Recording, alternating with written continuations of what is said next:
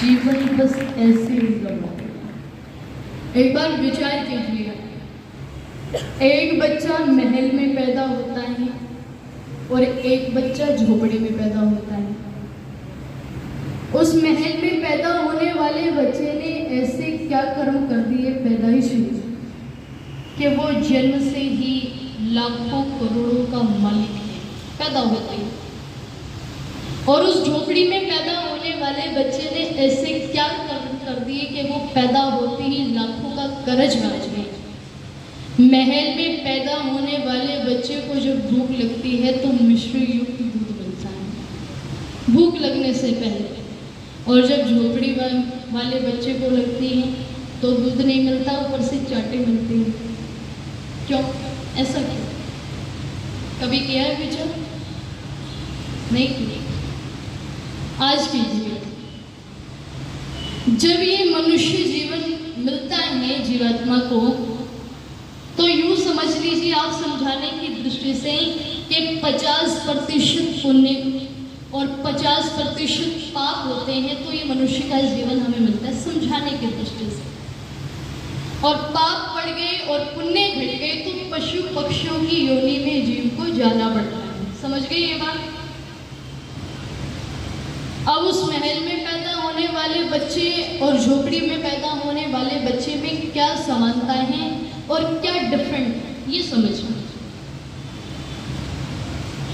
देखिए, महल में पैदा होने वाले बच्चे के भी पाप पुण्य तो 50% ही थे और झोपड़ी में पैदा होने वाले के भी, लेकिन दायरा छोटा बड़ा।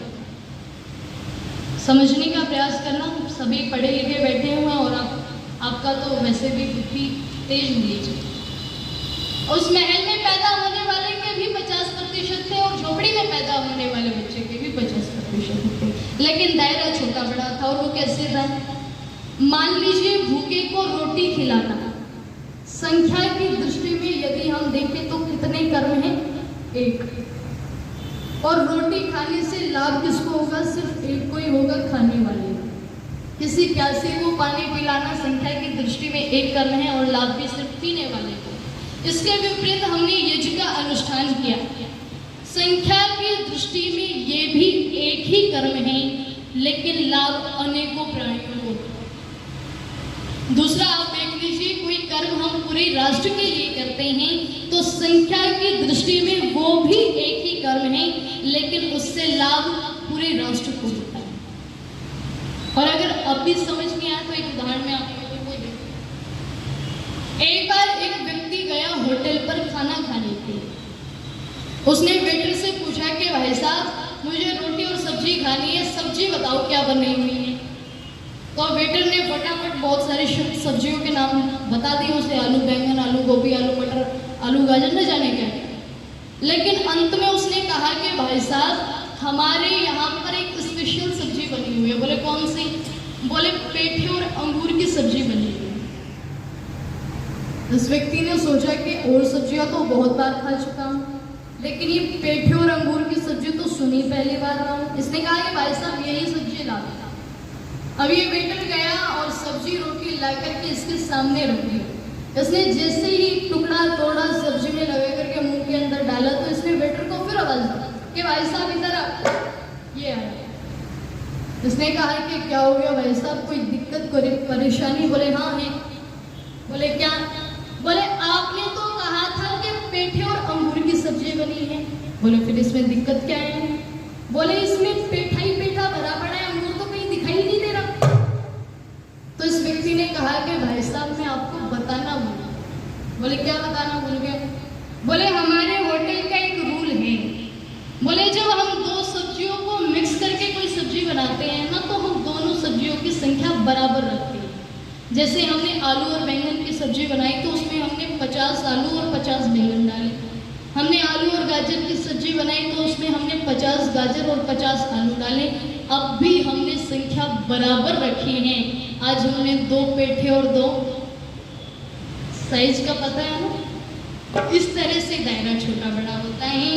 इसलिए जरा सा अपने जीवन को आध्यात्म की तरफ हम अग्रसर करें, जरा सा अपने जीवन को हम सन्मार्ग के लिए प्रेरित करें, जरा सा हम विद्वानों के चरण शरण में बैठ करके कुछ शिक्षा प्राप्त करें। जो हम किताबों में पढ़ते हैं उनसे हमारा जीवन तो संवर जाएगा, लेकिन आत्मिक विकास नहीं होता। इसलिए अगर आत्मिक विकास अगर करना है तो उसके लिए आध्यात्म की तरफ आना पड़ेगा। अच्छा, इस हम सारे संसार में देखते हैं सब लोग बड़े बड़े आदमी बन गए, और बड़ा आदमी किसे माना जाता है? जिसके पास पैसा हो, है ना। सब इतने बड़े बड़े पदों पर, डॉक्टर, इंजीनियर, अध्यापक, प्रोफेसर, न जाने क्या क्या।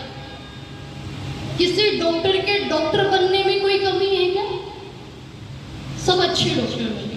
इतने अच्छे डॉक्टर बने कि जब कोरोना का समय था तो लोगों की किडनियां निकाल निकाल करके ट्रांसफर कर दी। क्या डॉक्टर बनने की में कोई कमी है? नहीं ना। क्या वो मनुष्य बन पाए? नहीं बने।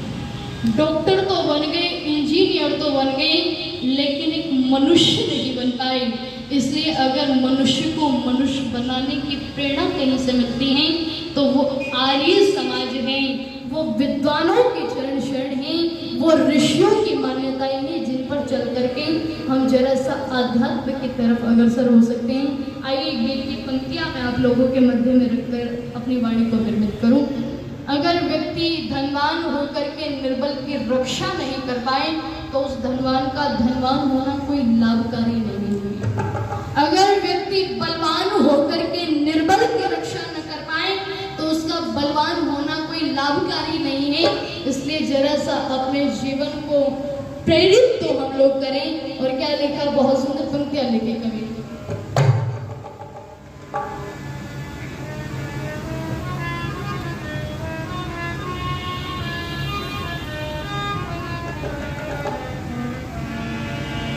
कि कर सकाना कुछ भला,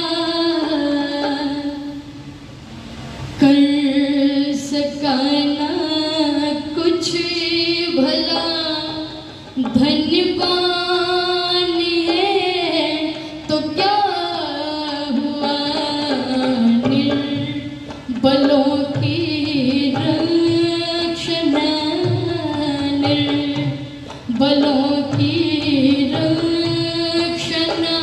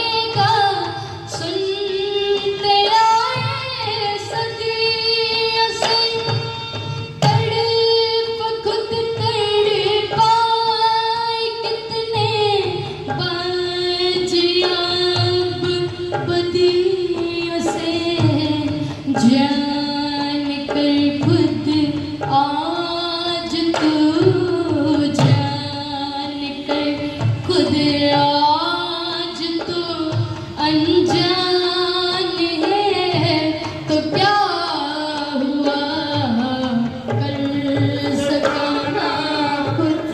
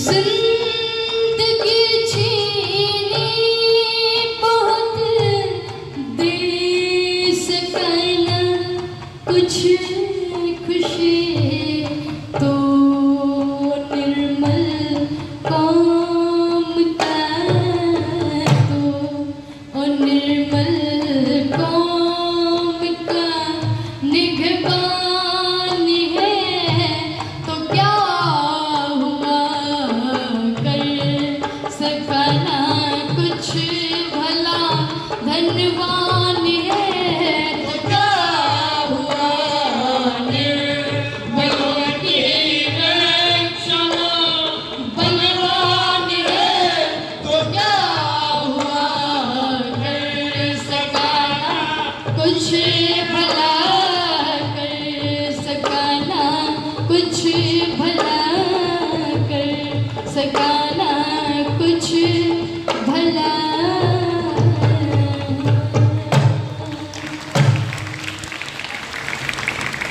इसलिए जरा सा जीवन के अंदर हम समरूपता लाने का प्रयास करें।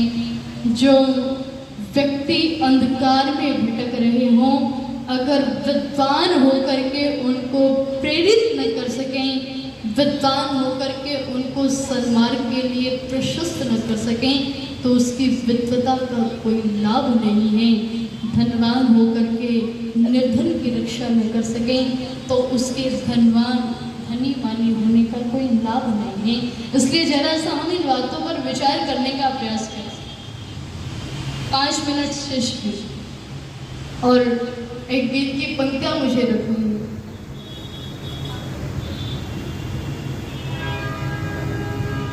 और जरा सा हम लोग विचार करें इन बातों पर, तो व्यक्ति कुछ भी कर सकता है।